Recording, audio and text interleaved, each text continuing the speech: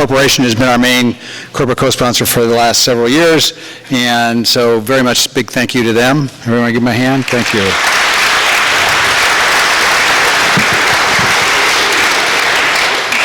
And along with them, so Oregon Episcopal School, there we go. Oregon Episcopal School, FEI company, our tech guys there. We have Rockwell Collins Corporation, and then Portland State Universities, again, very long-term supporter of this whole public understanding of science effort. ONAMI, who's our nanotech people based at Oregon State, but also the whole system. Portland Community College, again, a very strong long-term co-sponsor. Clark College in Vancouver, Clackamas Community College, and recently Albina Community Bank. And then besides the corporate support from Mentor Foundation also gave us a grant that allowed us to subsidize tickets for students mostly in the K-12 schools, and a little bit of support for some of the community colleges. And that has been huge to double or whatever our audience or these students. So can we have a hand for Mentor Graphics Foundation? Yes.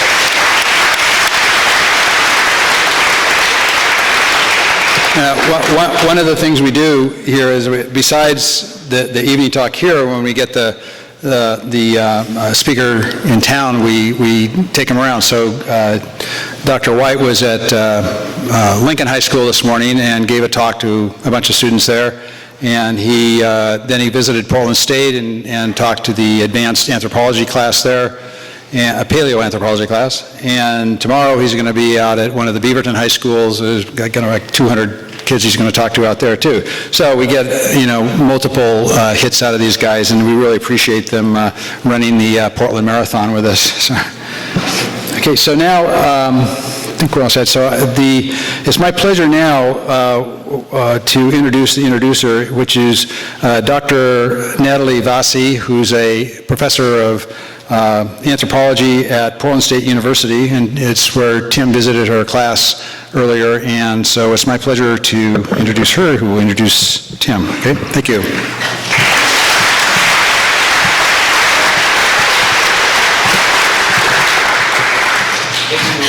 Thank you, Terry, and welcome everybody this evening. It's a great pleasure to introduce Professor Tim White to the Portland area this evening. As an undergraduate at UC Berkeley, I became captivated by the study of human origins. One question that I and lots of other students had was, what was the common ancestor of humans and our closest relatives, the African apes, like? Did they walk bipedally on 2 legs? Or did they walk quadrupedally on 4 legs? In answer to that serious question, one of my anthropology professors, the one here tonight to speak to us, quipped that maybe our common ancestor was tripedal and walked on 3 legs. So all joking aside, that dry wit caught my attention, and my curiosity about the human fossil record has never since flagged.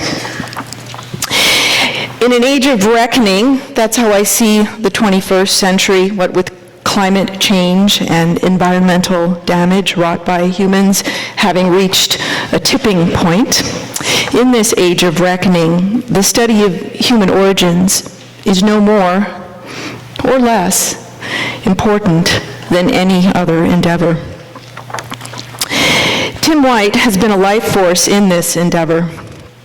Much of his research takes place in the East African rift system that we colloquially refer to as the cradle of humanity. Geological deposits of the right age make the rift system the Earth's sweet spot for learning about human evolution. And Dr. White has been working in this sweet spot for decades, especially the Afar region of Ethiopia. Year after year, he has put together interdisciplinary teams to extract from the region's sediments as much information about our past as possible. Geologists, paleontologists, and anatomists of all stripes have contributed to the effort. It's difficult work, and it requires a lot of patience and lots of time. When we take stock of the many different human ancestors Tim White and his teams have found, described, interpreted, and shared, it's always been worth the wait. As an example, the species he will discuss tonight, Ardipithecus ramicus, took well over a decade to reconstruct. A single individual of this species was reconstituted from fossils scattered in a lens not much bigger than the front of this stage, and took over 5 years just to collect the bone fragments. Fellow paleoanthropologists have described the team as having channeled fossils out of the earth.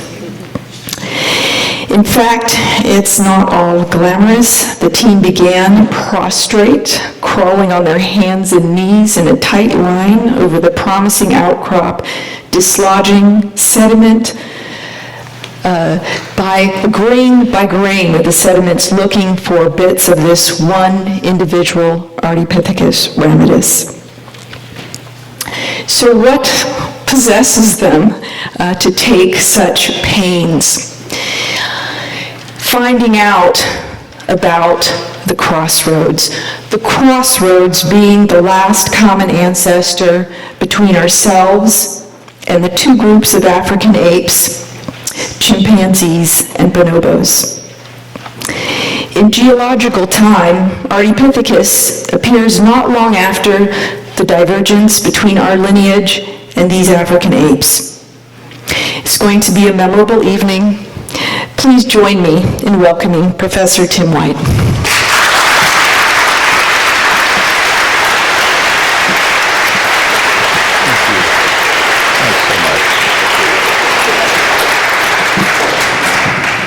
Thank you, Natalie. Can everybody hear me? First of all, I want to thank Terry Bristol for running a very long-term project here for Portland, Oregon. This is incredible. You people have such a great guy who pulls in such a diversity of people, and now he has found this new venue for all of us, and it's wonderful. This is just awesome. I've lectured in a lot of places, and nothing like this at all. So thank you, Terry.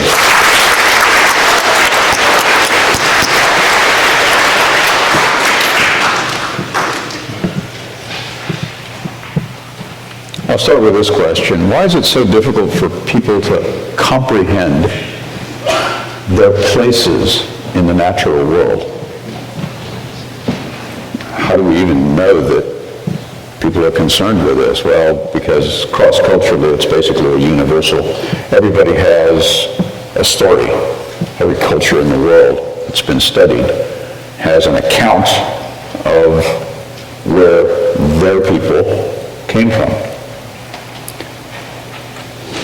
But when we approach this in the 21st century, we realize that those accounts are all lacking.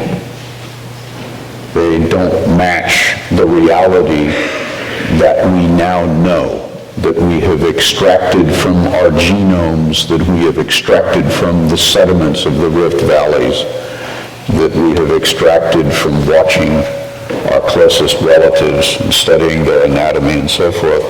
In doing that, it was recognized early on, in fact in the 1800s and well beyond, that we are very peculiar among mammals. Another one that's tough for us is that time is deep. The weight of evidence is not generally known, and one of the things I'll do tonight is talk not just about the evidence, but how we acquire the evidence. So you can really understand not just what it is, but how we get it. And then I think there is a problem. Some places a bigger problem than others. But reason is still insufficiently valued.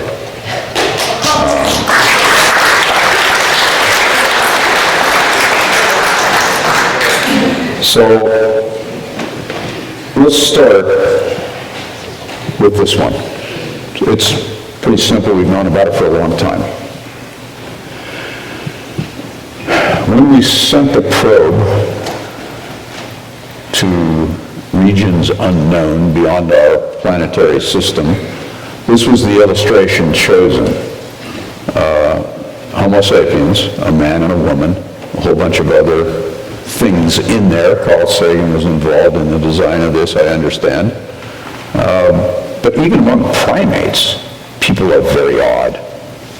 They don't have fur to the degree we see in other primates. We walk on two legs all the time, habitually. We have relatively large brains. We have very small faces and canines compared to not just dogs, but lemurs and apes and monkeys. We're technological. The female does not display a prominent estrus with all kinds of consequences.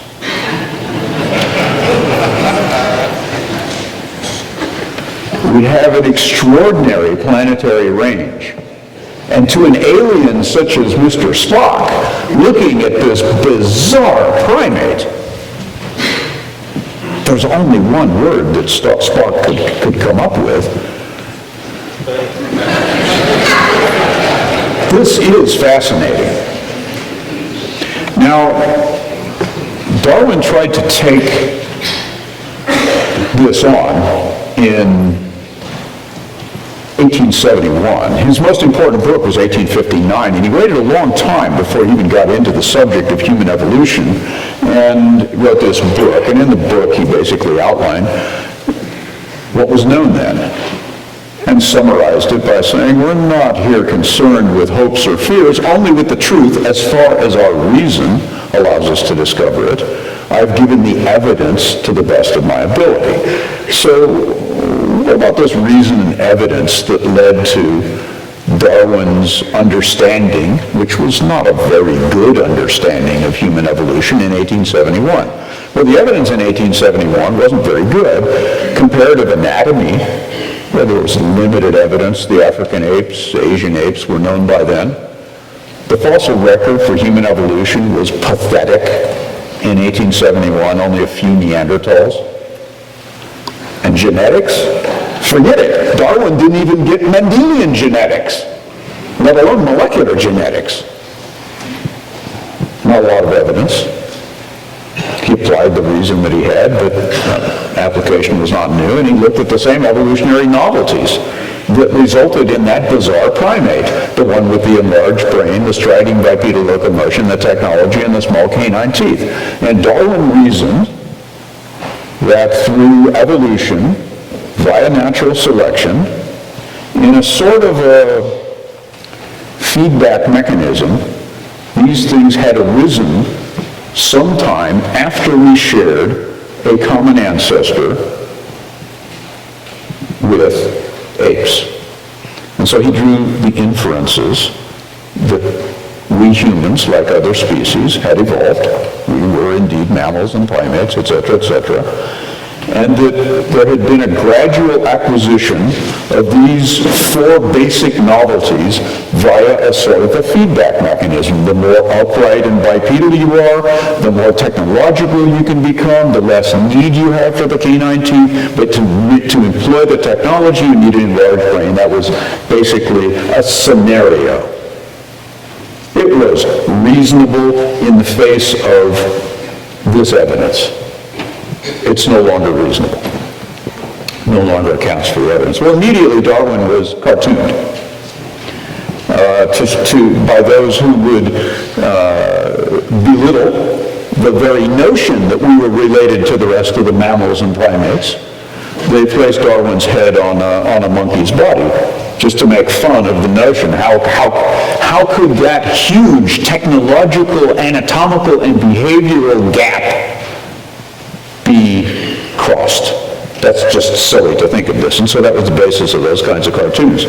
So let's take that other thing now. Let's take the time thing and think about time, because we're pretty good timekeepers on a really limited scale. We're close timekeepers.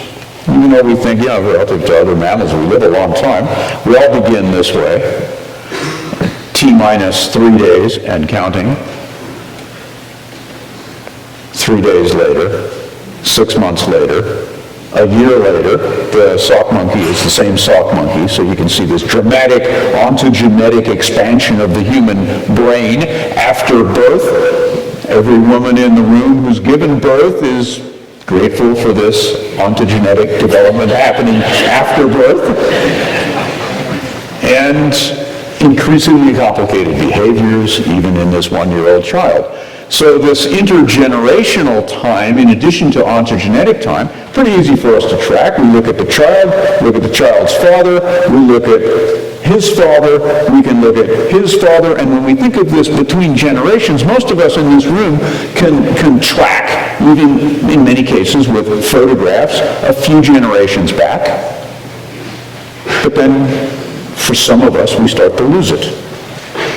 For others of us, we can track it a little bit further back, but against big time, even against historical time, our lifetimes are not all that long. This is pretty hard for us, and it's kind of a frightening fact, even on a historical. There's your lifetime relative to Muhammad, Julius Caesar, the Trojan War, pyramids at Giza, the origin of writing right there, 5,000 years ago.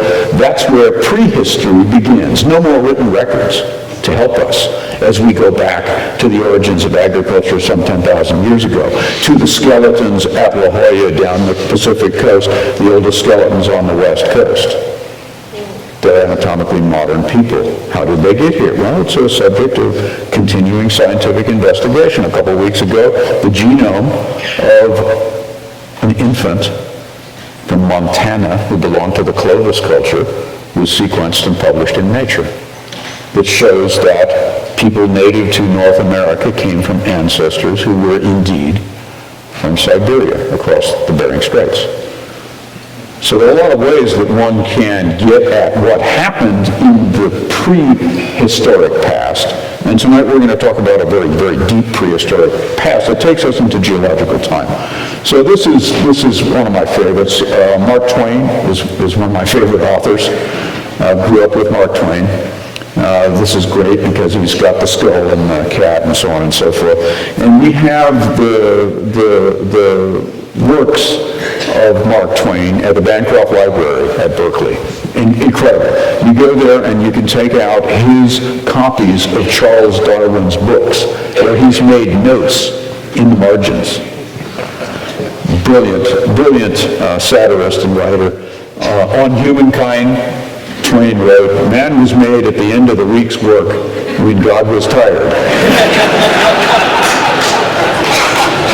And when he talked about geological time, he showed that appreciation that few of his fellows did. If the Eiffel Tower were now representing the world's age, the skin of paint on the pinnacle knob at its summit would represent man's share of that age. As true today as it was in Twain's day, and yet as difficult to appreciate. So I want to give, first of all, the big picture. We've learned a lot since Darwin tried to synthesize the evidence. We have a lot of new evidence. I just want to step through it so that at the end of the lecture, none of the students can complain that we left something out. We go back in time. About 30,000 years ago, there were creatures living in Europe that you would have recognized them as very, very close to people. And yet they had been separate from humans for about 400,000 to 500,000 years. These are the Neanderthals. There were these mini Floresians at 30,000 years ago living on Flores Island. Our own species, anatomically near modern people, arises in Africa. I'll show you a couple of pictures of that. The Neanderthal branch was established maybe 600,000 years ago, it's plus or minus. There were these creatures called robust Ardipithecus, strange small-brained bipeds with molars the size of an American quarter. They're all gone, they're extinct. They were African in distribution. The last ones seem to have gone extinct at about 1.2. The first time that any of these bipeds stepped outside the African continent was around 1.8 million years ago. From there on back, it's all African. 2.7, the first stone tool technology, the first evidence that large mammals were being butchered with that technology. Our own clade established at about that time. The genus Ardipithecus we now know somewhere around 4.2 million years ago.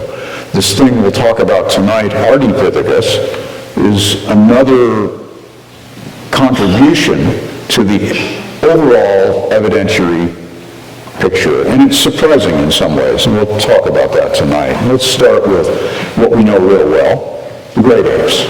We know that this is the branching order.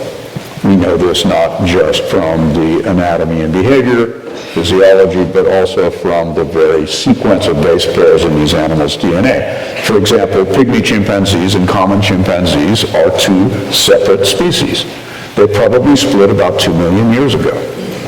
They're very, very similar, and we split from them something like 7 million years ago, and the creatures on our clade, the white line here, and all of the creatures we've found as human ancestors, I'm going to call hominids in the traditional sense, that part of the tree of life, just this little twig right at the end. It turns out that there are a few other twigs, like those Neanderthals we talked about. Homo is a genus, Australopithecus, the one that preceded it, and Ardipithecus, the newly discovered one that takes us back, as Natalie mentioned, closer to that last common ancestor. So I'm going to tell you, I'm going to focus down now. We looked at the big picture of all that evidence in a global sense. Now I'm really going to focus in on one natural laboratory in the Horn of Africa. And we've been exploiting that laboratory and its contents now for the last 30 plus years. We've done that on what's called the Middle Awash Research Project. It's run from 1981 until today. Unlike most of the other, or all of the other paleoanthropology projects in Africa, this is largely an indigenous project at this point in time. Dr. Burhani Asfal, PhD, University of California at Berkeley in the 1980s. Dr. Gidewalde Gabriel, currently at Los Alamos National Laboratory, our nuclear lab. Also working with us in Ethiopia, PhD, Case Western Reserve University in the 1980s. Now we are on the third generation of Ethiopian scientists that work on a global stage.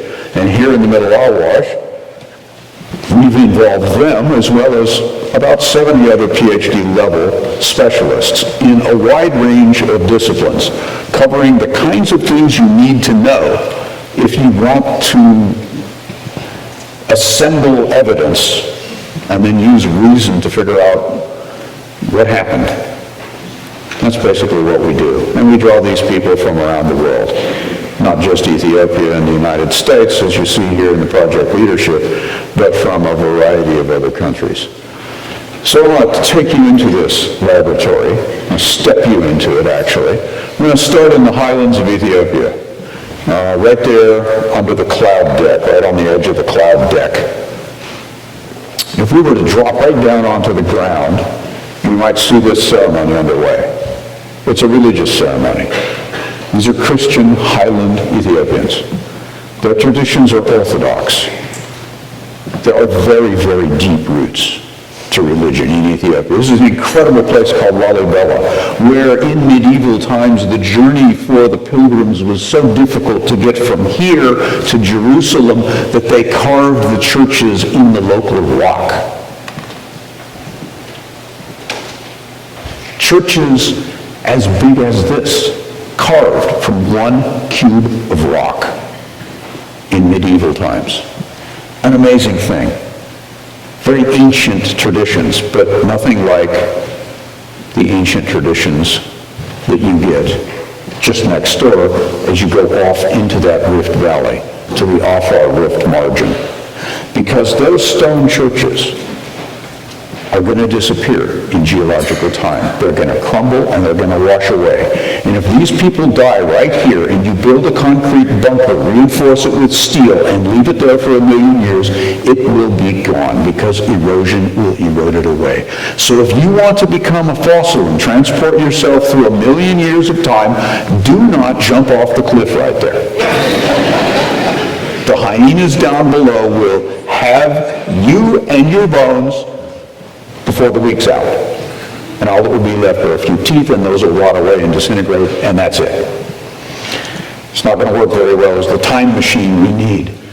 We have to go into the Rift Valley. Now let's take a look at that Rift Valley, that really interesting thing that's happening on this part of Africa. This is a sort of a view of Africa, the Horn of Africa. You can see the Red Sea. You can see the Gulf of Aden. These are rift valleys full of seawater, and eventually the seawater will run into this continental East African rift as well. That's not going to happen in our lifetimes. We don't have to worry about that. We can still work there today because it's on dry land. But the fascinating thing about the surface of that triangular depression where those three rifts intersect is that we can see, one of the only places on the planet we can actually see this happening, where normally marine volcanic rock is exposed on the surface. It's quite an amazing, extraordinary place. And it all happens because the Arabian Peninsula is rotating away from the African continent. The Somali plate is pulling away from the African plate. And as a consequence, you open up these three rift valleys. This is tectonics. If you go back beyond the 1960s, geologists never even knew about this kind of dynamism in the Earth. People had postulated it, but the evidence didn't accrue from a whole bunch of different independent sources, and now continental drift is completely accepted among geologists. To take this one valley that's formed here and to break it down in a kind of a cartoon, what's going on is what the geologists call extension, as these plates pull apart. It's not strike-slip as it is on the San Andreas. This is pull-apart rifting. You drop the bottom out. And in it, you have a low point, and that's where the water goes. And as the water stands, the sediments fall out. It comes into these lakes, rivers, and so forth. But the rifting continues. The extension is happening even today. It's pulling apart at the Red Sea about that far every year. You wouldn't notice it if you sit there, but that's one of the most active pull-apart zones on Earth. It's pulling apart, and it's weakening the crust. And liquid magma exploits those cracks and comes out in the form of volcanoes. And these are important elements of our story in the middle of our study area. So I'm going to take you through the geography to show you it wasn't a cartoon. This is actually a Landsat image that's been wrapped there. We see the modern lake and river out in the middle. That lake there is about 15 kilometers long. And I'm going to take you on a transect, starting very high, about 3,000 meters, and dropping down, right down to the level of that lake. Where those people were standing is the left part of the box. That's up at A. Now we're going to jump off the cliff and drive the cars down there. Actually, it's difficult. We had to make the roads to get the cars down there. We're going to point B. Start in the highlands, 3,000 meters. Agriculture. There's enough water up there for agriculture. Traditionally, they've grown a grain called teff. Now, much of the growth up here is a form of mild narcotic known as chot. But you drive down into the Rift Valley and you pretty much get out of the agriculture zone pretty fast, and it's kind of bushy and kind of dusty. And then you get down closer to the Afar floor. You look off there just above the 3 zeros in 1,000, and you'll see just a faint hint of a volcano. That's one of those Rift Valley volcanoes arising from the floor right above a lake. And there used to be a river up this high on the rift wall. You know that because of those rounded river rocks right there in the foreground. Now finally you've got the car down and you're on the Afar floor. You're at about 800 meters. You turn around, you look back to where you've come, and you see a stair step. These are the steps that are formed by the faulting associated with the rifting process. In the lowest parts of the step, you have ancient sediments, and there are other sediments on the valley floor. Right here, there are no sediments. It's just alluvium and some grass. 620 meters, you're on the floodplain of a river that runs through there today. It's a desert zone, but rain shadows all around, so of course it's a desert. Except the water comes in from the highlands, and it comes in via that river, gets ponded up in the lake. There's our volcano in the distance, and if you want to become a fossil, this is perfect. You faceplant here. Right? Now, several things have probably happened to you, and they happen every year to the local Afars. They're nomadic Islamic pastoralists who bring their cows down here for fresh water. And a lot of cows die right here because this lake is full of crocodiles. And some of the people die too. And potentially there'll be fossils a million years from now because that river on an annual basis is going to come up. It's going to bring in more sediment. The bones will be buried and they're going to go into this tectonically induced cycle. We use those geological facts to explore this region. This is bringing the cars in, building the roads as we go. Very little shade out in the desert, very high temperatures, and so you've got a choice to make. Where are you going to put the camp? Now, obviously, you're attracted to large trees. We've been attracted to trees for a very long time, ever since we were primates in Arborea. Ardipithecus helps figure out how that happened and when and where and why. But let's go back to the camp. Here we are in the shade. We're having breakfast. We get in the cars. We go out. We do our work. During the day, we come back to camp. Everything we have to truck in. There are no stores, no 7-Elevens, no gas stations, no pavement. You're out on the edge. The only thing you can purchase out there are goats. And we eat goat and pasta and all kinds of goat delicacies on an annual basis. And the last thing we want to see when we wake up in the morning is this, because we go in the dry season. Problem is that dry season is a little hard to predict there. It's even hard to predict in California now, but out here it's really tough because you're in an intertropical convergence zone and there are all kinds of things going on. And an El Nino year is really ugly. There's our lake. Now it's going to rain right on the desert. When it rains there and in the highlands, this happens. We had vehicles across this just a few hours ago, and now it's flash flooding. Those are standing waves. Occasionally, if you look closely, you'll see a camel washing by or one of those cows going down into the river. It's carrying vegetation and rocks and garbage and goat poo-poo. Everything is coming down here. There's our geologist standing on the rocks. That's the bedload of that river, those rounded cobbles. That's what the river rolls down. Now, of course, you don't want to put the tents in the channel. But if you put the tents up on the floodplain, you can be subject to all kinds of problems like this river going over bank. And here the river's gone over bank, and you get out of the tent in the morning and everything's wet, and you can't turn a wheel because this whole depository is now turned into mud. You can't move the cars. So you're stuck in camp. There's nothing to do except just go out and, get your feet wet. But you don't want to stand in any one place for very long because these animals have all come out of their holes too, because they're wet. Now these animals aren't going to fossilize. They're soft-bodied for the most part, although there are some instances where you could get fossilization in this kind of setting. These organisms can fossilize. They're people. We've got hard parts, teeth, bones. We've got plastic shoes. And so if this guy walks out of his plastic shoe and leaves it in the mud, that's the youngest fossil in the Middle Awash sequence. If you took a drill rig out there and just drilled down now through that mud, you pretty soon get into rock. And we've now found that that rock goes down a kilometer. And it's all tectonically altered. It's a patchwork quilt of geology. But it's all reflecting the same basic thing. The water has carried in sediment. Some as bed load, like those cobbles. Some as suspended load, like the mud here. And if you come back in 4 days, this will be kind of stinky. We'll be long gone because we got the hell out of there. We, give up the shade at that point, right? The trees are there for a reason, right? It's where the water pools.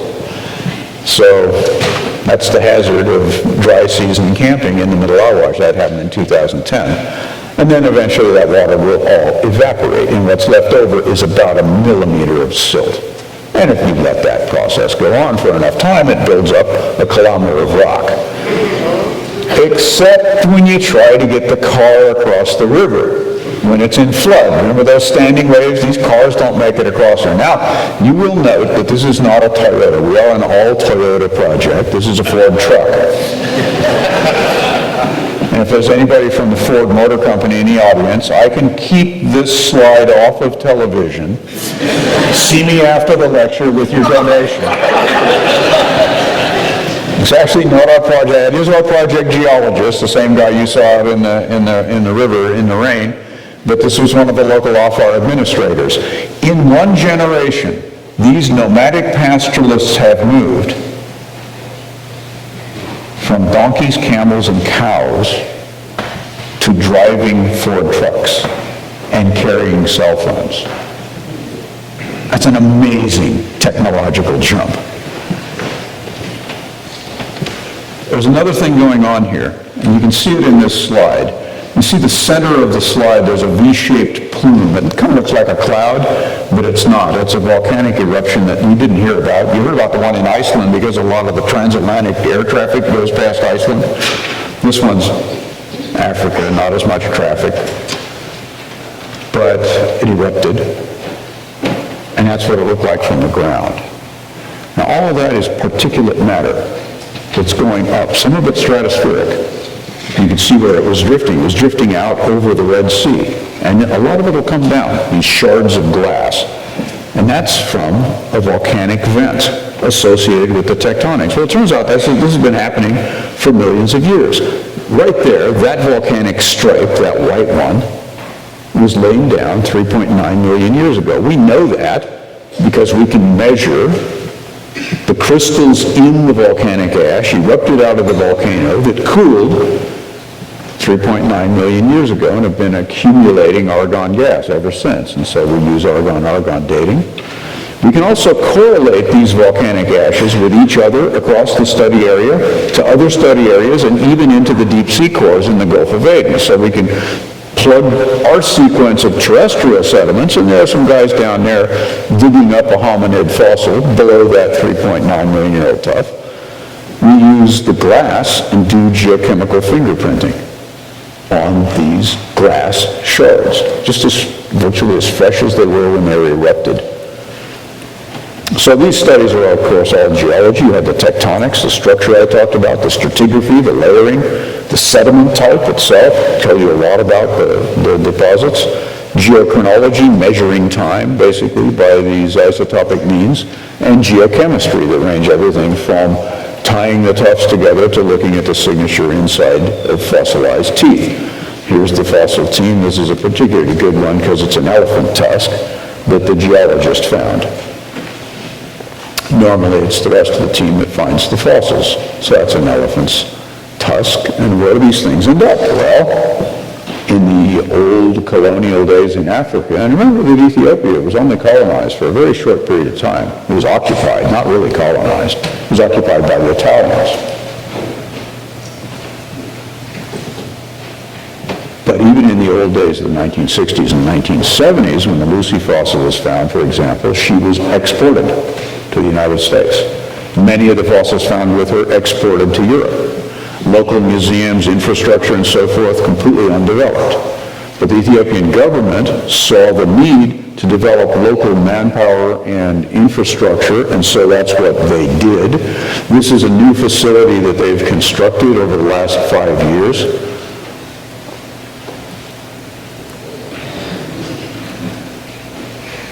That's pretty amazing for a poor country to invest in world heritage in this manner. And all of those fossils, and all the ones I'll show you tonight, all reside in Ethiopia at the National Museum. So when we study them, we go there. And we have to help to train the people and import the equipment and make the science possible in Ethiopia. That's also different from what happens on some other projects. And we even have an educational component that goes along with this. We'll talk a little bit about education further on. So this project has been long-lasting. We found lots of fossils. These totals need to be updated. We just got back in the middle of January, so we have another 2,500 fossils from this year. Data shared, well, we've published 6,600 pages, more on the way. You can look at the online resources. middleoutwash.berkeley.edu has a lot of information on the site.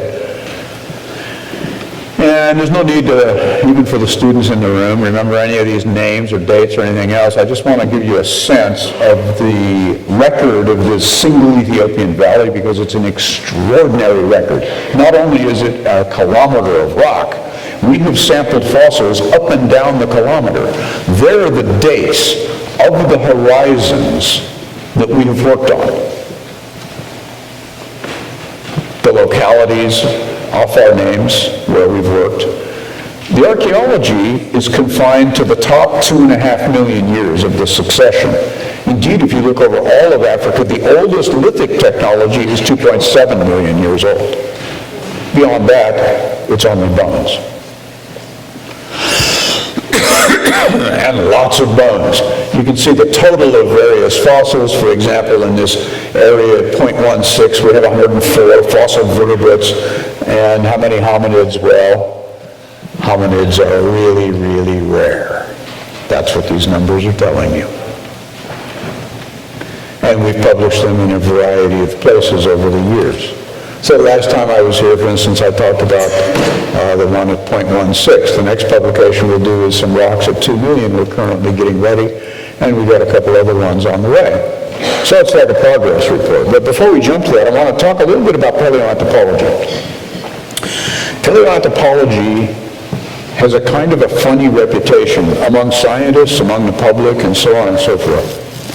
I want to kind of break that down. I want to dispel a couple of myths.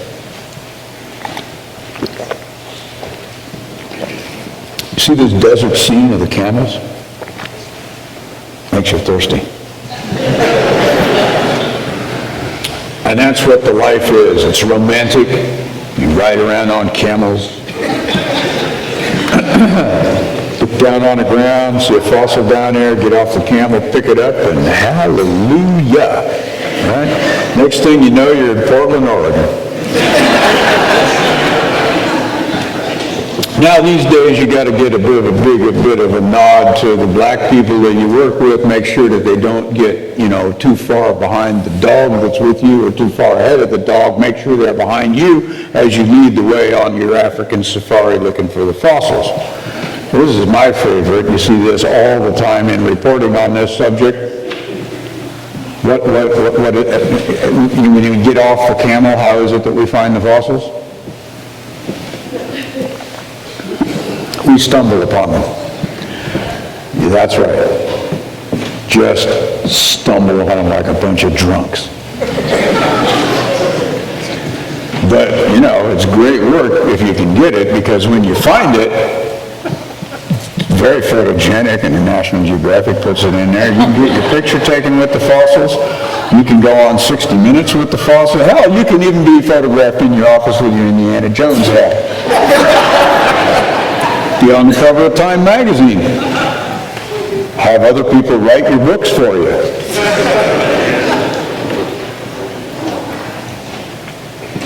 All right. That's the myth. What about the pipeline? What about the real science that these scientists do? I'm going to show you what this project does. It breaks down into these phases. Yeah, we search for fossils, but we don't have the cat walk around on aerial photographs. And wherever the cat stops, that's where we go that day. We get out of the car and stumble around over the fossils. We've tried that, it just didn't work, So we actually use that imagery, and we target outcrops of sediment, and then we put people on the ground who know exactly what they're doing, and we organize those people pretty well. We do crawl shoulder to shoulder. We do carry a digital differential GPS with us right there. That's the antenna unit there. That means anything we pick up, we can relocate to within a meter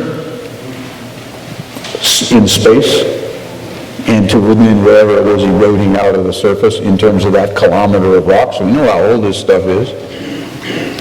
We find it eroding out, and the teams we have include the local people that we train to find these kinds of fossils. Fossils we find are usually broken. You just don't pick up a skull. Come on. They're broken, they're fragmented, and then you have to extract them. But the people who do the extraction have to know what they're looking for. And the people who find them have to know not to step on them. That's the front part of a female jaw. Now let's track the process through the other steps. Here's a female jaw. How do we get it out of the ground? You just grab it, right? And it crumbles in your hand. So you got to put some hardener on it. Special hardener. Goes mixed with acetone, hardens the fossil up so you can extract it. Got to get it from the field to the laboratory, and now it's all in those pieces. Every one of those yellow flags was a piece of fossil of this lower jaw. Now you got to put them together. But for all times, you got to clean the pieces first. And you piece them together, high-tech stuff like duct tape, photograph them, mold them in silicon rubber, put them through all kinds of scanners so you can look at internal anatomy, external anatomy, you measure it, you study it, compare it, bring in a lot of people to work on the context. The guy on the left works on horses, woman on the right works on carnivores. They don't even work on hominids. You prepare it for publication, you send it in for peer review, you publish it, and then people pick it up, and there's our job, and you end up doing education in museums. This is the National Museum of Ethiopia. Now, we've been doing that for a long time in various layers out here. We know those geological ages. I'm able to make that grid because of all those points on the landscape. Each one of those points is a place where a geologist has sampled the volcanic rock to try to piece this all back together. Remember the lake in the middle there, about 15 kilometers long. That gives you scale. So, let's go down on the ground. Meet this guy. His name is Abdullah. He's an Islamic pastoralist with plastic sandals and an AK-47. He needs the AK-47 to protect his livestock. That's the economy out there even today. And when you look at his skull, it's pretty much like your skull, my skull. Eventually, if he dies and ends up in one of those environments, he could become a fossil just like all of us. He's anatomically modern human, just as we are.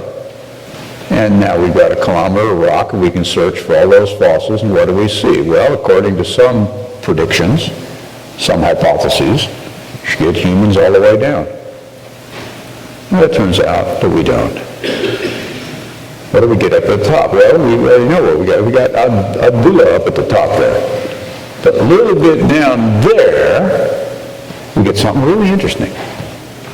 I'm going to zoom in now using Google Earth to this study area.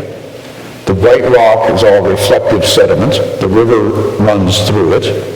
All the yellow points are localities that we've picked up fossils. Those aren't the geology samples, these are bones. We zoom in. Within each one of the bounded localities, we have individual fossils which are placed in with the DGPS. Get a little bit closer here. And we look at where somebody like Abdullah lives today. That's the structures over on the left-hand side.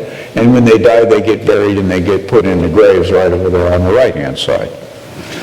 But the graves are dug into ancient sediments. How ancient? Well, we'll get there in just a second. The stuff on the top, how far people are living, lady throwing the cat out, walk out of her door, walk 100 meters, and you see this. You see a fossilized hippopotamus skull eroding out of the sand. It is turned to stone. You see stone tools all over the surface, and that's what we saw in '97. And the last time I was up here lecturing, we had just published these dates. These are the earliest anatomically modern humans. We took them out in plaster jackets. They're fragile. We took them out in pieces because they'd broken up.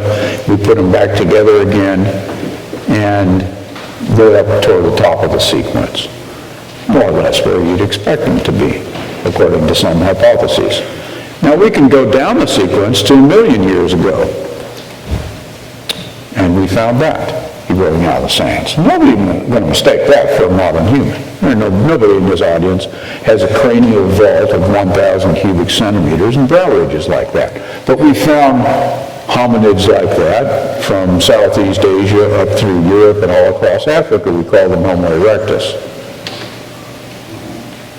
We go back to 2 million years ago, and we don't find the kinds of tools that Homo erectus was making. We find so-called Oldowan tools. These are the most primitive tools, stone tools. Those are the ones that we're trying to get ready to get published. So what happens if we go down to a little over 3 million years ago? Well, Don Johanson did. And in the 70s, he found that skeleton. And she became famous as Lucy for a lot of reasons. But she was a hominid that went about halfway back in time toward that last common ancestor. She became famous. Don became famous. There's even an Ethiopian postage stamp. And she was so complete that we could then compare her with humans and chimps and see that she was much more human-like in the configuration of her pelvis. This was not a surprise. Ardipithecus had already been known from South Africa for decades when Lucy was found. Lucy just extended that adaptive plateau of a small brain biped back by about 1 million years in eastern Africa toward the last common ancestor. So we had Lucy, and the question that arose as we analyzed the Lucy fossils back in the 70s, the question arose, all right, there's the Lucy species in the blue, there's the last common ancestor, we've got this gap, this unknown, this black hole of human evolution. What are we going to find in there? And the predictions were pretty clear. If we were able to sample fossils from there, we should find creatures like chimpanzees that had moved into the savanna and had evolved according to that sort of Darwinian scenario. Spoiler alert, that's not what we found. We found a lot of fossils starting in 1992, but we didn't find that. And I'll show you why. We're talking here about 4.4 million years. We're talking here about discovering something that was really more or less unexpected. We're talking here about something that achieved a level of public prominence that was kind of unexpected. I mean, who would have figured that Rupert Murdoch would put the fossil on the front page of the Wall Street Journal? Maybe it was because she didn't have clothes on. I don't know. Geography and geology, methods, results, and implications. Those are things I'm going to spend the rest of the lecture talking about at this 4.4 horizon at a site called Aramis, which is right there on the geography, sort of out in the middle of the study area. Now, to appreciate the scale of this endeavor, way over in the left upper corner, you can barely spot one of our white Toyota Land Cruisers. It's a gigantic, it's an enormous landscape. There's not a lot of topography to it, so you really sort of have to go up above. And we did that. We actually brought in a helicopter, a very fancy one, and mounted an HD camera on the nose so that we could let people all over the world see what this place looks like from the air. And it's pretty awesome, but remember that jaw eroding out of the ground? This is where it eroded out of the ground. See those guys down on the ground crawling next to the Land Cruisers? They're just in sediment, just below this resistant horizon that we traced all across the landscape. It's a volcanic ash.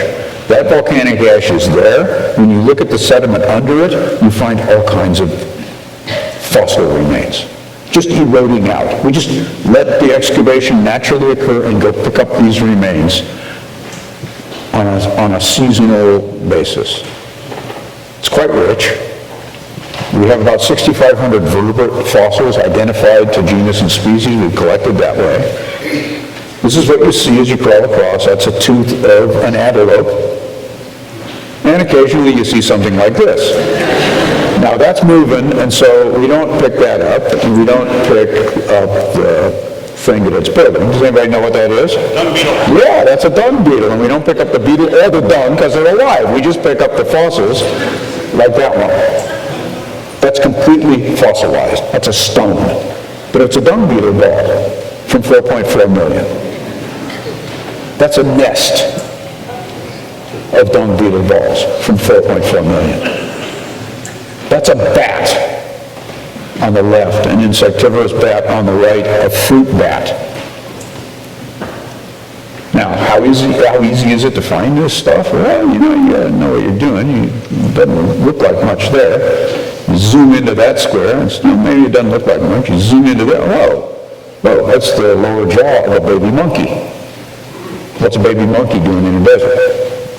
Well, it wasn't a desert then. How do we know? Because we have all these fossils, seeds, snails, fossil wood, mammal bones, and we go across this. And back in 1994, we were moving across, and a man named Haile Selassie, no relation to the emperor, a student of ours at Berkeley, was crawling across there as one of these lines. And this is basically the surface he saw, and he saw lots of fragmented mammal bones, mid-shaft bones from antelope that had died and their bones chewed up by hyenas 4.4 million years ago. Remember, we're right down there, 4.4, 6,400 vertebrates, and he finds these two fragments of the bone from the palm of the hand,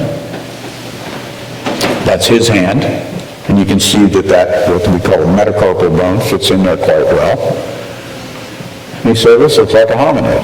So he said, yeah, okay, well, it's one of many from the site.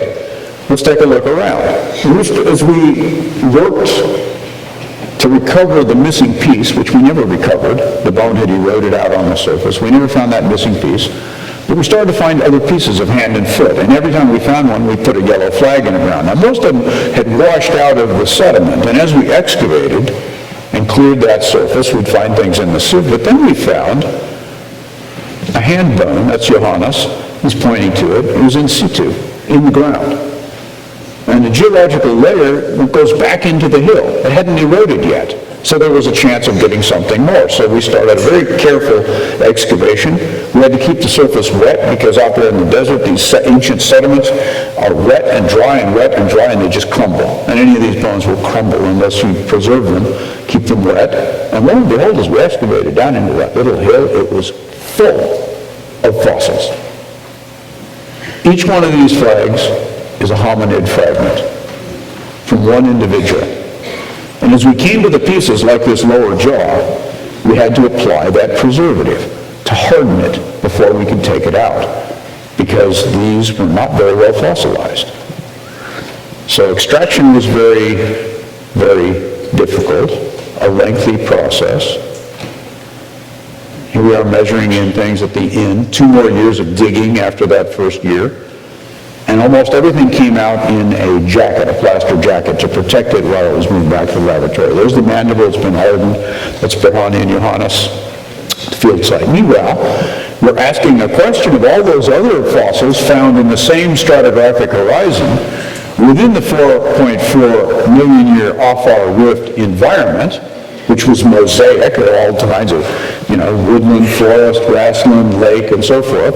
What was the habitat of Ardipithecus? Well, with the data that we collected, the contextual data from this intensive work, from those vertebrates, from all those fragments, from the snails, from the soil and the enamel isotopes, from all the vegetation, we're able to tell lots of stuff. How do you tell that? Well, you got to get specialists. These bones are all ankle bones. They're all equivalent to the bone that sits right at the top of your foot that your shin bone connects to. It's called the talus. So that's up on the upper left. Does anybody know what the one is up on the upper left? That's big, right? That's the big one. And there's the equivalent bone in something that's really tiny. Well, that's the range of mammals that you get in those fossil collections. It's a rhinoceros on the left and a rodent on the lower right. And the one in the middle row on the left is the bone of Ardipithecus. So along that size range of mammals, that Ardipithecus is kind of in the middle, fairly large. There are some of the little critters that Ardi could have stepped on, and some of the bigger critters like hyenas that she wouldn't have wanted to be eaten by. And to sort all that out, it took a great deal of time and a lot of expertise. Ultimately, when we published, 47 authors from 10 countries, 11 papers, we were in D.C. on this, and the editor at Science said, geez, we haven't published anything like this since the Apollo 11 mission.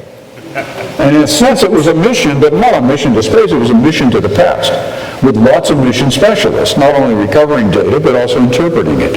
And they did us the great courtesy of putting everybody's picture. There's the carnivore lady over there. There's the horse guy is in there. This guy here, he's the bird guy. He's from Lyon, France. Now, when you get lots of little bird bones like those, you've got to have somebody to identify them. I don't know one bird bone from the next. But Antoine does. And so he was able to tell us that this is a fauna dominated by peacocks and parrots. Very different from the ones associated with Lucy and other sites where you have a lot of water birds. This one is not an aquatic margin habitat, it's a woodland. So Ardipithecus has faunal and floral associations, tooth anatomy and proportions, microscopic tooth wear, enamel isotopes, a chewing apparatus, and locomotor adaptations we're going to talk about next, that pretty clearly indicate that its habitat is a woodland. There goes the savanna hypothesis about how a chimpanzee-like creature adapted to a savanna and became Australopithecus. It lived in a place that looked like that, dominated by kudus and colobus monkeys. Now, early hominid skeletons, the reason that they get attention, they get names like Lucy, or in this case, Turkana Boy at 1.6 million, an unnamed, kind of a crappy one. I take credit for finding that. That's from Olduvai Gorge. It's a Homo habilis. The two skeletons recently found in South Africa, there's Lucy, one found by Johannes subsequently at 3.4, and Ardipithecus at 4.4 million years old.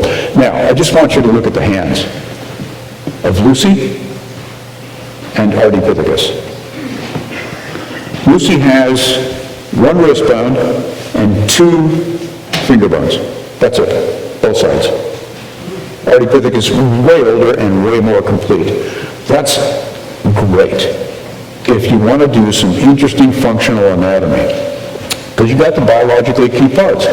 Got the skull, got the teeth, the pelvis, hands, feet, limb proportions, and it's not just that female skeleton out of the little hill with the yellow flags. It's all the other individuals, the other males, females, and youngsters from the same stratigraphic horizon. So all of a sudden, where there was no information, no evidence, we have an enormous amount of contextual and physical evidence for the creature itself. The problem was that evidence came out of the ground, things like this. This is a single molar tooth, and it blew apart by expanding minerals after the fossilization process was finished. So we had to put the teeth back together again. It was a nightmare. The skull had been stepped on by a hippopotamus in a soft mud, completely flattened, pancaked. So you look at the top and it goes, oh, it looks pretty much like the cranial vault, like the back of my head. It's only an inch thick. So how are you going to put that back together again when the bone is so soft that you can take the Ardipithecus bone, any one of those, and if I had a chalkboard, you could write on a chalkboard with it. Make a hell of a sound, and paleoanthropologists would have a heart attack because this is a singular specimen. Now, the next picture I'm going to show you is my colleague Gensu, University of Tokyo, Berkeley PhD. He has a micro CT scanner. This is a very high-tech device used to scan airplane parts. He uses it. And we're going to take a series of slices. You're going to see the video of the CT scanner slicing through this cranium. You can see the bone. You can see the matrix inside. That's pretty good because now you've captured the three-dimensional form digitally. Now you can manipulate it in silico. You don't have to take it apart anymore. In fact, we left the original just the way it is. I was afraid to take it apart because I couldn't take it apart without damaging it. So we did it this way, and then again, isolated those pieces, repositioned them, and we're able to see what the cranium looks like. So where does this thing fit on the family tree, you might ask, since we started with family trees? Well, it seems to fit before Australopithecus, but after that last common ancestor. It has features of the skull, the teeth, the feet, the pelvis, that independently evolved, that are shared exclusively only with things like Lucy and later hominids. Let's take a look at the hand. This really, unbelievably complete hand. First of all, you hardly even find isolated hand bones. Now you've got the whole thing from 4.4. Here's this hand, even the little tiny sesamoid bones were recovered during this excavation.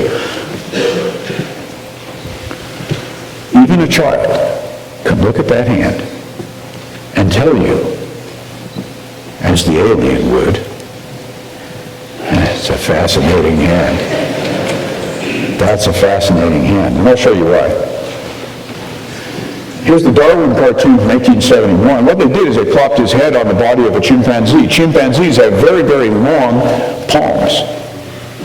And they're close relatives. Look at that gorilla. Look at how long those gorilla palms are. Let's make them walk. Because these animals practice knuckle walking. And it was presumed that as we went back in time, we would find an ancestor of humans that practiced knuckle walking, and yet we found these very short metacarpals. Remember, that was the first one that Johannes found. But look at the length of the phalanges on Ardi. They're more like chimpanzee. So it's not chimpanzee and it's not human. And in fact, if you impose these two models on the past, they mislead you, and they've misled people for centuries. That's the Ardipithecus hands.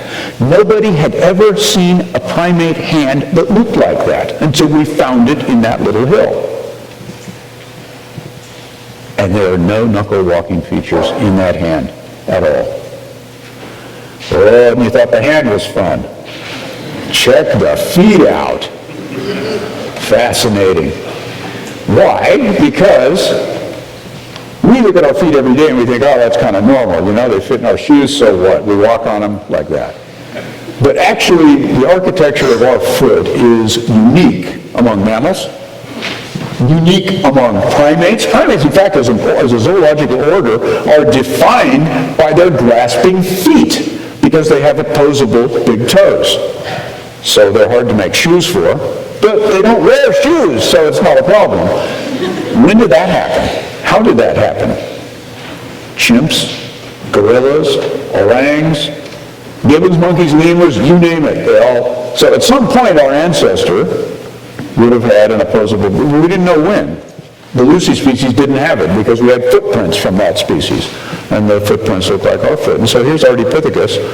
Now, we could see from the joints that we recovered from that fossil that the foot of Ardipithecus was not like the foot of a chimpanzee. It was like it in the sense it had an opposable big toe, yes, like all other primates. But the outside of the foot didn't share the features that the old anatomists in Darwin's day used even to classify the great apes as quadrumana, four-handed. Chimps and gorillas are so good, not knuckle walking just on the ground. These animals go suspensory. They climb in trees for fruit.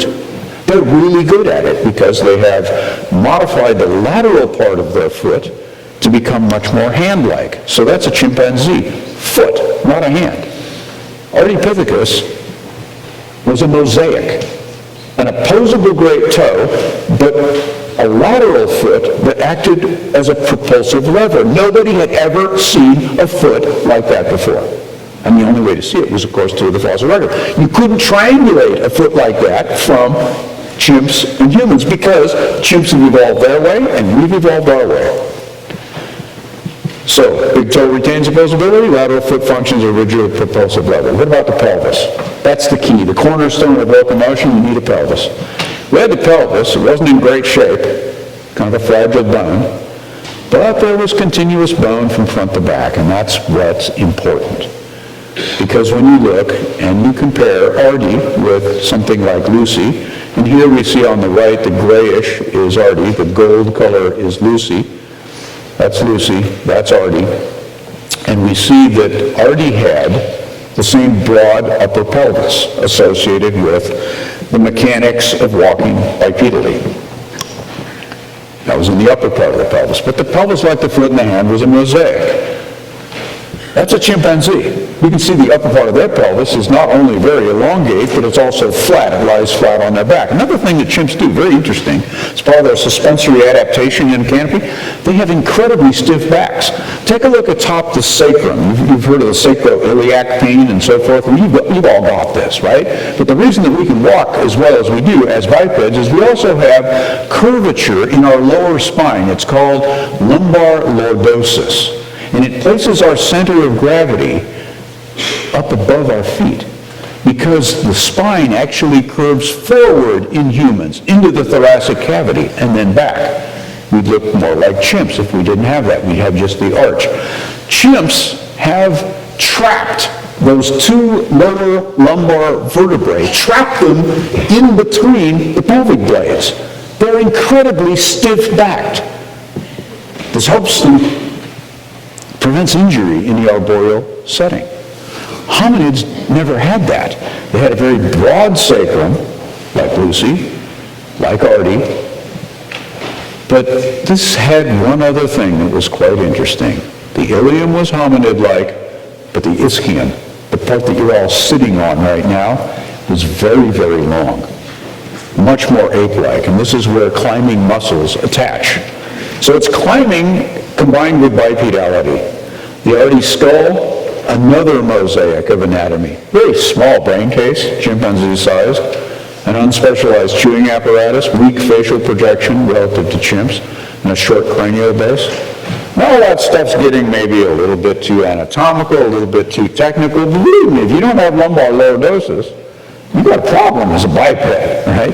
It's really a necessary part of your locomotor anatomy. And so seeing that you have adaptations like that in these very early hominids is important in their classification. That's why we call them hominids. But there are some other interesting things that come out of even smaller tissues. Now, we talked about the hand. And we talked about how John's hand here, he's got a very short palm, right? And we talked about Artie sharing with him the short palm relative to that long-palmed chimpanzee that walks on his knuckles. And John doesn't walk on his knuckles, but there's, lots of other anatomical comparisons you can do, and we've done on Ardipithecus. Turns out she can move her forearm way above her wrist in a way that no chimpanzee does, because chimps walk on their knuckles and they have all kinds of ligamentous strengthening here. Anyway, lots of detail. We're not going to go into detail. Well, one detail I want to show you. It's kind of interesting. It's down here below the table. This is a case of an autopsy of a male chimpanzee in Uganda that, for a reason nobody knows,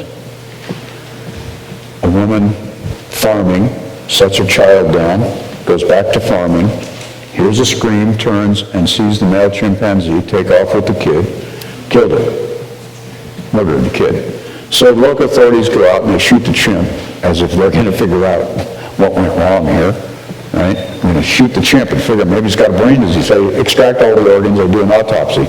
So this is the anatomy part of the lecture. You thought you liked the lumbar lordosis? You'll love this part. Identify organ A. Well, that's the chimp's brain, and it was like other chimp brains. It didn't seem to be anything unusual about it. Identify organ B. Well, that was one of the chimpanzee's testicles. Now, you look at that and you say, yeah, whoa, right? That's whoa.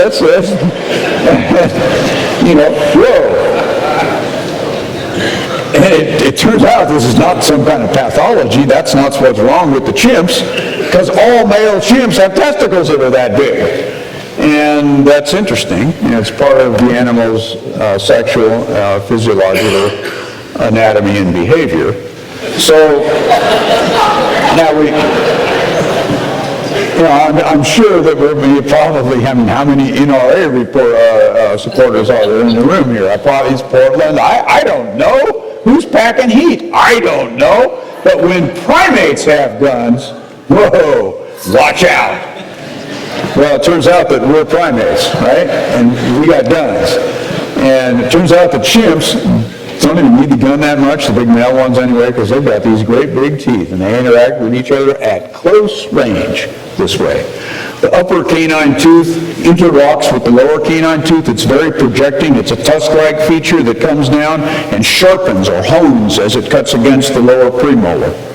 This is present in chimps, in gorillas, orangutans, all monkeys, all the way through the primates. We're the weird ones. And Lucy was more like us. Hominids don't have that. So that's a male chimpanzee tooth, a huge thing, sharpening on the back, a sickle-like thing. That's the biggest male canine that we found of Ardipithecus. That's a feminized male canine. Now, we didn't recover the testicles. Artie's a female, right? What are you going to do, right? But the soft tissue we don't get. But we can use the hard tissue to infer things about social behavior. And this is where chimpanzees can be quite useful. And it looks like the social behavior, the male-male agonism that you see, largely fighting over estrus females in chimpanzees. Maybe this has something to do with one of those weird features about us. Remember the lack of estrus thing? Another way to say that is ovulatory crypsis. Now, this is a model that Owen Lovejoy published based on these fossils and others, saying there's a loss of that honing, a loss of the intermale agonism based on provisioning. It's a model to explain why a primate like Ardipithecus would have evolved from a quadruped. We don't have that last common ancestor yet. We're as close as we've ever come to it, but we've still got 2 to 3 million years to get there. So we don't know for all parts of the anatomy. It's a hypothesis. It'll be tested by further fossils. And if you want to read about it, you can read Lovejoy's article in Science in 2009. So we've got a woodland hominid that's not a savanna chimp. It's not a link between modern apes and modern people. It reveals chimp evolution after we split from them. They became knuckle walkers. Shows that today's common chimpanzees are highly specialized in their behavior. These what have been called by a colleague of mine at Harvard demonic males. They are fruit specialists. Artie wasn't. They are knuckle walkers. Artie wasn't. They prefer tropical forest. Artie was in a woodland. So basically, we can't project modern chimpanzees into the fossil record as proxies for ancestors. We've got to find the ancestors or their close relatives to figure out what ours were like. So that common ancestor is not a chimp. Now, what did Saturday Night Live do with this? Well, I can't even remember the joke. It was so unfunny, right? A low point for Saturday Night Live. And this isn't funny either, because it kind of reflects people's reaction to what Darwin was proposing. It was a cartoon to exaggerate the uniqueness of humans, expressed through the sort of notion that it's impossible to imagine something in between an ape and a human. How can that be? Well, we don't have to imagine that anymore. We're getting closer to it, and we can make lots of inferences about it. Now, you might say, that was 1871. That is the mentality, that missing link meme, that mentality expressed itself in our country in Tennessee, in the Scopes trial in 1925. And it expresses itself today in science classrooms around this country. So we have our phylogeny, got a great many fossils now, going back through time. We can arrange them in these three different genera, Ardipithecus, Australopithecus, and Homo. We understand a lot about human evolution. And it gives us a perspective on ourselves and on our world. If you plot geographic range versus range of preferred habitat, or think of it as ecological tolerance, obviously, as culture comes along, the range expands. We start with Artie, Australopithecus. Early Homo expands out of Africa, and today Homo sapiens is the dominant primate. On any given Sunday afternoon, there are stadia around this country full of modern people. Men and women buying hot dogs, watching the game. There are millions more at home in their living rooms, and you could take all of these animals in the wild that have survived the technology-driven niche and geographic expansion since about 2.5 million years ago. All of these extant apes, the living apes, the chimps, the gorillas, the orangs, and put them in a stadium. And that's all of them in the world. And the animals are probably going to be extinct in the wild during our lifetimes, or certainly our children's lifetimes.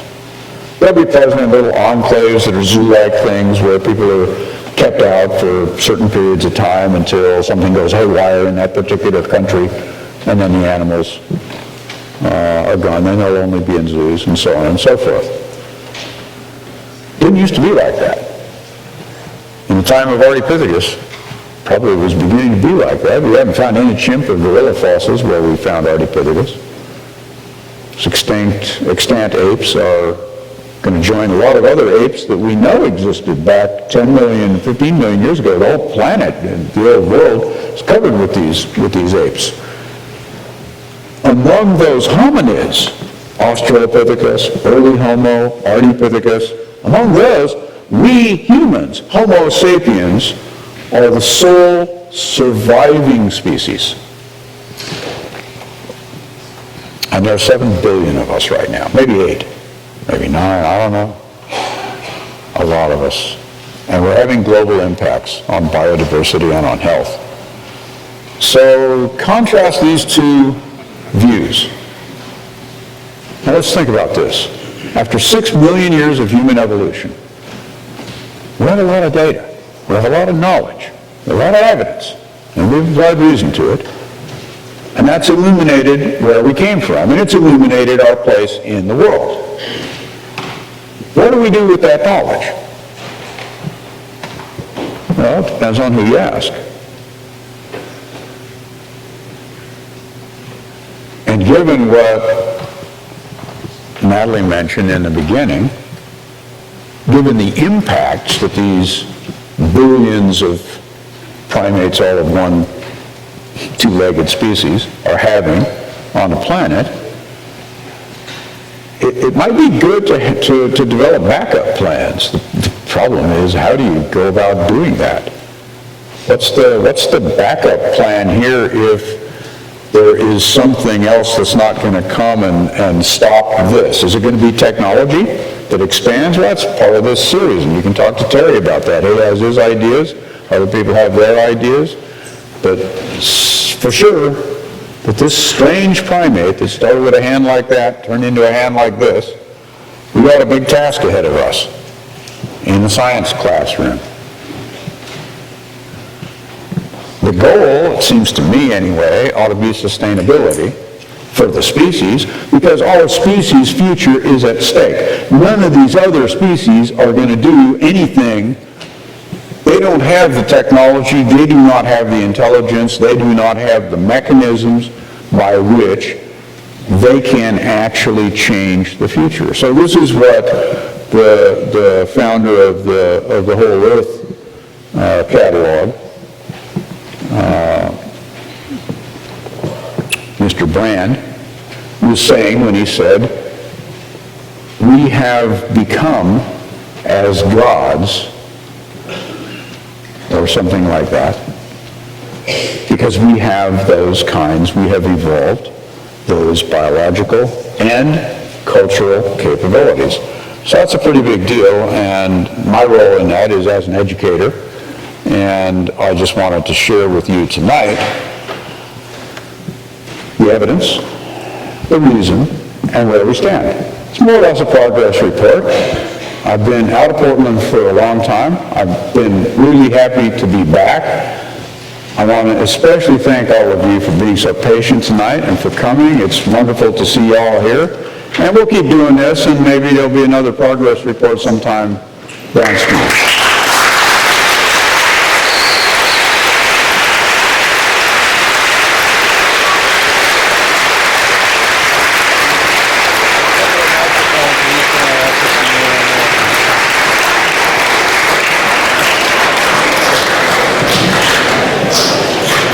So some people got to go, and some people want to ask some questions, and let's let the people who want to go, and the people who want to ask questions stay, and we'll try to do our best to cover that.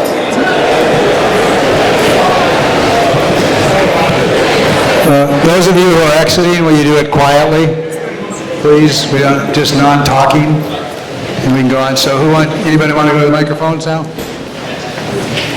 Yeah, go ahead. What do we know about early chimps? You've taken us back through the hominids. The question is, what do we know about early chimps? And the answer is only what we can infer from the early hominids. And the reason for that is that there is virtually no chimpanzee fossil record. The only ones that we have are a few teeth from just recent in geological terms, about 500,000 to 1 million years ago in Kenya. That's it. There is no chimpanzee fossil record.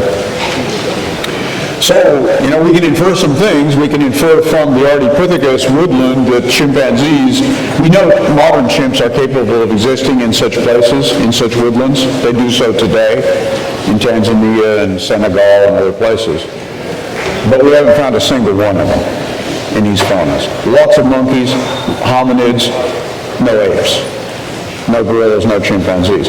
So you can infer from that by this time, by 4.4 million years ago, they had already adapted to that tropical forest frugivore niche, and were probably well on their way anatomically, physiologically, behaviorally toward the living chimpanzees that we see today. But they hadn't yet divided into pygmy chimp and common chimp.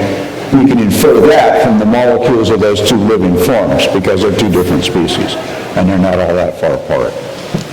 Good question. I wish we could find those fossils, but It's probably because they live in those tropical forest environments where the bones don't preserve it, we just don't have them. They weren't in the rift valleys anymore. Yes? How do you determine that all those individual tiny pieces of bone are all from one individual? Okay, question's a very good question. How did we determine all those pieces of bone, there are over 100 pieces of bone, were all from one individual? So the way that we do that is to excavate very carefully. And the first thing you want to ask is, are they all in the same stratigraphic horizon?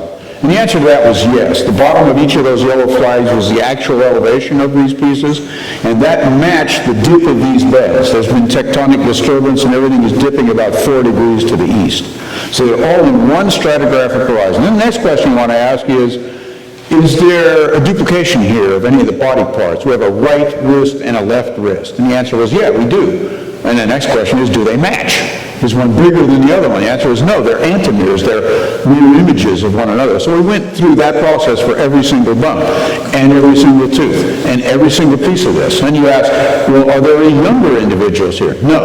Any older individuals? Is everything compatible? Do the joint surfaces where you have the joint surfaces go together? Do the teeth go together? Do the facets match?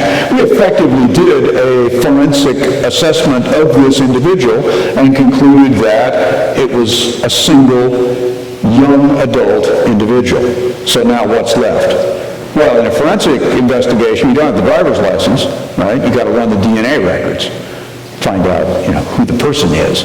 And we don't know the name. We just took Ardipithecus and shortened it and said Ardi, okay? But we said female. How do we know female? Well, because we had the canine teeth of many other individuals. And just like with the human chimp species, any other primate species, the females have the smallest canines, and this was the smallest canine in the entire collection. So it was a very strong evidence that it's a female individual. Question there? So the actual pelvis. Well, you better go to the mic. You're getting in trouble for not going to the mic. I apologize. So it was the teeth that led you to know that it was female as opposed to... Specifically the canine tooth. Not the actual pelvis? That's correct, because yes. it And was if so it were a much human and we had the similar. pelvis, then we could make that Assumption. inference. Not really an Yeah, not assumption, it's a good assumption. inference and it's pretty good. All right, get you there about 98% of the time if you got the whole human pelvis. But the reason for that is you got to remember that kid's head. That kid's head is way bigger than modern humans. Modern humans have remodeled the pelvis after Ardipithecus to give birth to larger-headed infants. And so the differentiation between males and females is much greater in modern humans. That's great for forensic scientists, but you can't apply modern human data to an animal that doesn't exist anymore. So you're much better off with the canine tooth. It works better for you. Thank you for your talk. I'm an educator and journalist. I've had people like Peter Ward on my radio show, Richard Brangham, David Suzuki. One of the things I'm confronting is I have a lot of young students in college who are saying they believe in young Earth geology. They seem to want to go into one of the STEM programs, and they still hold that belief that the Earth is, I think it's 23 million years old is some of the young Earth geology down at UT Texas. So talk about what Peter Ward told me, that it's scientists that need to get those communication skills to actually talk and do those 2 or 3 minute concise pieces on the media, because there are lots of great people working in science, but it's not being transferred to young people, to the average person. Hence, we have the 6th extinction. People have no idea what the 6th mass extinction is, and many people can't think abstractly. We don't have the psychology to understand billions of years, millions of years. We can barely understand a political cycle. So talk about how you might help build this movement, like Peter Ward said, to get the scientists a little bit more sexy, a little bit more, able to talk to the media, bubbleheads. We got a lot of bubbleheads. Yeah, well, if you want sexy, you're talking to the wrong guy here. But the best I can do is the testicle, right? If that doesn't draw me in, I don't know what does, right? So there are ways to do that. You know, one of the most influential television programs has been recreated now, and I missed the first episode, the Cosmo. I mean, Sagan was brilliant at that and spoke in this very series here. And you've seen, the best of the science communicators here reaching out to the public. But, you learn pretty early on that you can't reach at a certain level people who have adopted their beliefs. And I think the answer to those people that have already adopted and fixed those beliefs is, in this country you can have those beliefs. That's fine. Just don't treat whatever that belief is as a science textbook. Don't put that belief in a setting where we expect the triumph of the truth, which is a science classroom. Keep it in comparative religion. There's importance to all of those texts and so on and so forth. But you have to do that explanation at the level that adult down to teen. And when you get down to the very young children, I think that's the key in this educational process. So now you're really talking to the wrong person because I'm a college professor, right? It's allowing children to develop what comes naturally to them. They are scientists. They're incredible scientists. Give them stuff. Let them take it apart. Let them figure out the world. That's what they're doing anyway. They're programmed, in a sense, to do that by all of this. So I think that's where we make the progress, but we're always going to have the indoctrination processes going on the other side. So, people like yourself who are in the media able to get that connection made, able to express those ideas clearly, that has to happen. And the other thing that has to happen in science, we're trying to do this in the National Academy. In fact, it's the NAS Hollywood sort of connection that led to the Cosmos thing. There are people interested in doing that. Sagan paid a very high price when he did that. And people still do today. I don't have any other answer to that except educate, educate, educate. And know that you're not going to succeed in every single case.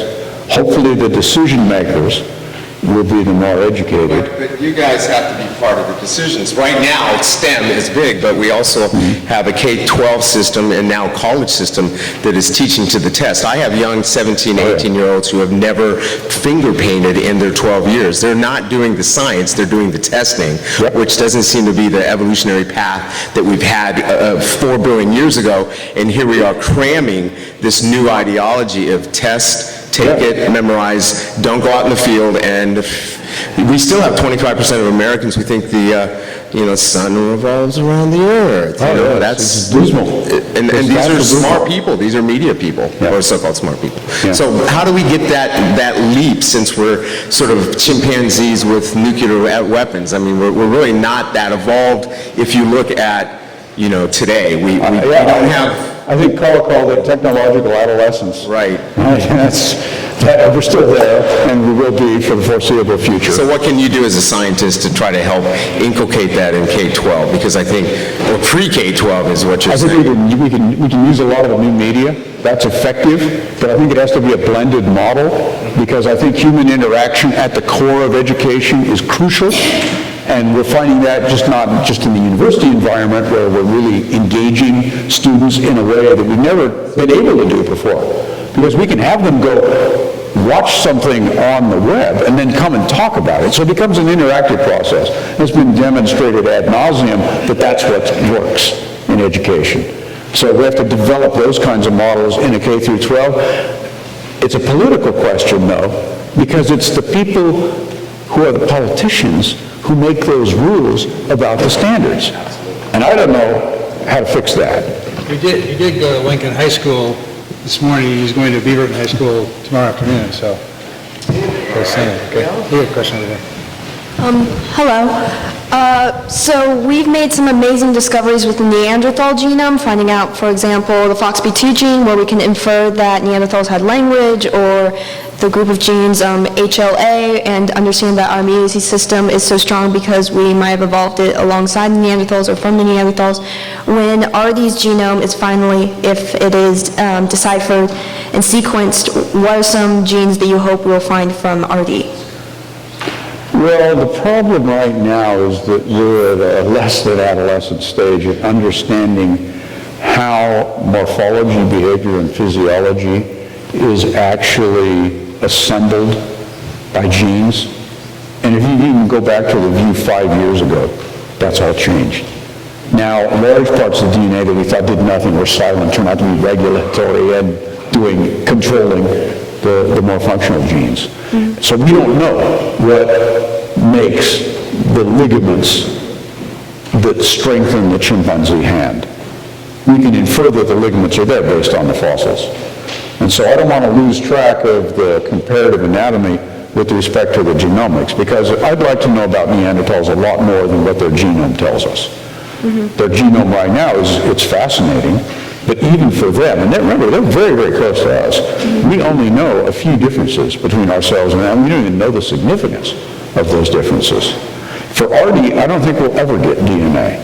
And the reason for that is that the DNA from these Neanderthals all comes from cold, northern latitude, cave deposits. And actually, I found the piece of bone that Svante first did the nuclear genome from Croatia. And I found it mixed in with the cave bear remains. I recognized it as hominid and pulled it out of the cave bears. And that's what he did the first sequencing on. The DNA was probably better preserved there because it was part of Neanderthal cannibalism. There's no cannibalism gene. And I wouldn't have known about that until I studied the bones in that context of those particular Neanderthals. So I think we have to put all of this stuff together in the future, but we also have to accept that Neanderthals, under the best conditions, give average base pair segment lengths of something like 60. If you get one over 100 base pairs long, ancient DNA out of one of these fossils, you immediately suspect that it's contamination from the laboratory from a modern human. Now, that's in some of the best preservation environments. And there's great stuff that can be done. The Clovis child, fantastic, right? That's really great. But for Ardipithecus, tropical primate, out here, complete replacement, no organic molecules, you can't make something from nothing. So I don't think we're going to have it. One of the real frustrating ones we talked about in the seminar this afternoon, and that is these very small humans that lived on Flores Island, Indonesia, only about 18,000 years ago. Tiny little 3-foot tall things with brains the size of Artie. How did that happen? That's extraordinary. And we'd love to get the DNA. I mean, those are pretty young, but they tried. They drilled out the whole inside. The Pablo team took a whole tooth, drilled it all out, got nothing. It's a tropical environment, too warm. No such luck. Thank you very much. Okay, it's going to be a last question. Was the Middle Eyewash project completed, and how do you know when that's the case? How do you know when it's done? And another question was, are there any other projects that are equally promising? Equally fertile, Okay, two good questions. One is the Middle Eyewash project still going, and how do we know when it's going to be done? And the answer is, as long as tectonics are going and people are interested in these things, the Middle Eyewash project is going to be ongoing long after all of us are gone. And the reason for that is there are very, very few places on planet Earth where you can actually access this kind of evidence. If you go just to the highlands, just up to the top there where you saw the people standing, forget about it. That's all gone. It's only in the sediment traps that you can find these sites. And they're spread along those rift valleys. So the Middle Eyewash is big, it's wide, it's rapidly eroding, it's fossiliferous, great stratigraphic detail, as you saw. So people are just going to keep working, and as long as the sediment is soft and the rains keep coming, especially in the El Nino years, we're going to have more fossils washing out. And there are lots of things that can be excavated. So that's extraordinary. There are other places in Africa. The only other places that have this kind of depository to trap these ancient fossils are two. One is in Central Africa, in Chad, where there was a gigantic lake. And extraordinary work is being done there by a French team, but it's a very, very difficult area of the Sahara to work in. For security, logistics, everything blows the Middle Eyewash away, these guys. But they have found interesting things out there. But the problem is there's no tectonics. And so they can only get what the sand blows away, and they can't see a stratigraphy. In South Africa, you have a different situation where you have a honeycombed, effectively a limestone, with sediment traps, little caverns that fill up with stuff. But they fill up and erode and fill up and erode, and you can't date them. And although some pretty complete remains, skeletons, have come out of those deposits, we don't know. It's very hard to find out how old they are. And South Africa is also very insular. It's down at the tip of the African continent. So there are ongoing excavations in those caves. There's ongoing fieldwork much like this in Kenya, Tanzania, Uganda, and in other places in the Ethiopian Rift. But there's no place where we have a kilometer and every one of those horizons that I indicated up on the board, and there are hundreds of horizons there, but those are the ones that actually yielded the hominid fossils. So if you want to go to one place on the planet and see most of the record from the time we split from the apes, the Middle Awash is it. You can't do it anywhere else in the world. So that's why I think people are just going to keep going back, and eventually they'll even stop citing our papers, right? Yeah, you want to ask, come up, well, go ahead, if you got a quick question. Just a quick question? Yeah, go ahead. Well, I asked Dr. Vasey about this before, but I was wondering what you thought about like human evolution as like a running species. There's a good book called Born to Run by Christopher McDougall. I'm sure we've got some readers in here, but there's an interesting bump there on the back of all our skulls called the external occipital protuberance, and it connects the nuchal ligament there, and I guess like horses have this and dogs have this as like running creatures, and I've never heard of this Artie until today, but I think it's really interesting. Yeah, the more technical presentation of the running hypothesis, so-called, is from a guy named Dan Lieberman at Harvard. And you might want to look at he's written books on this as well. He's a runner. Let me put it this way. If you put Lucy on the stage and Artie on the stage, and you said, whoever gets to McDonald's first gets the Big Mac, Lucy's going to beat Artie every single time. Oh, really? Because Artie's toe is in line. Yeah. Whether it's walking or running. Artie's femora, Lucy's femora, angle in underneath. Lucy's big toes on. Lucy has a better pelvic. Lucy is a more adapted biped. Evolution has happened since Artie. But Artie's already a biped. And let's face it, even Lucy, even humans, even the authors of these books, if you put them on the African savannah in a simple thought experiment that involves lions and running, it's not a pretty sight, even if they've got a hand axe. So what are they running for? Well, the people that posit this hypothesis say that it's endurance running, that this is actually how they run down animals. You may have seen a PBS talk about the public outreach, PBS, a NOVA program, about a couple of bushmen run down a kudu, and so they just keep trucking, endurance running, right? But they got to have containers to carry the water. They got to have the cultural baggage to do that. Now imagine if those predators out there hadn't been exposed to modern people with rifles. How are these guys going to do when they eventually run down a kudu? Not very well, because bipedality has enormous costs. Running has enormous costs. You can't outrun a lion. You can't outrun the antelope. You can do endurance hunting, some people do today, but probably for explaining bipedality, it's misplaced. Because this woodland environment, already shows us a sort of a hybrid between a functional hybrid, not a biological hybrid. A hybrid between an arboreal adaptation and a terrestrial adaptation in exactly the setting that you'd expect that to have happened to lead to Australopithecus that is more adapted to the more open environments. So I think that running, yes, let's think about it, but let's think about it for the later portions of time. The same guy, by the way, at Harvard, that endorsed all the running stuff. Sorry, what was his name? Lieberman, Dan Lieberman. He also advocated barefoot running.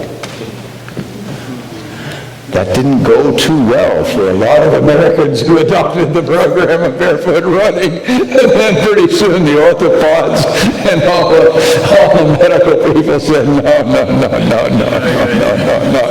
And I don't know if he ended up in trouble or Harvard had to get its lawyers marshaled or whatever. But anyway, look up Dan Lieberman and don't run in bare feet on asphalt. Thank you. Thank you for coming.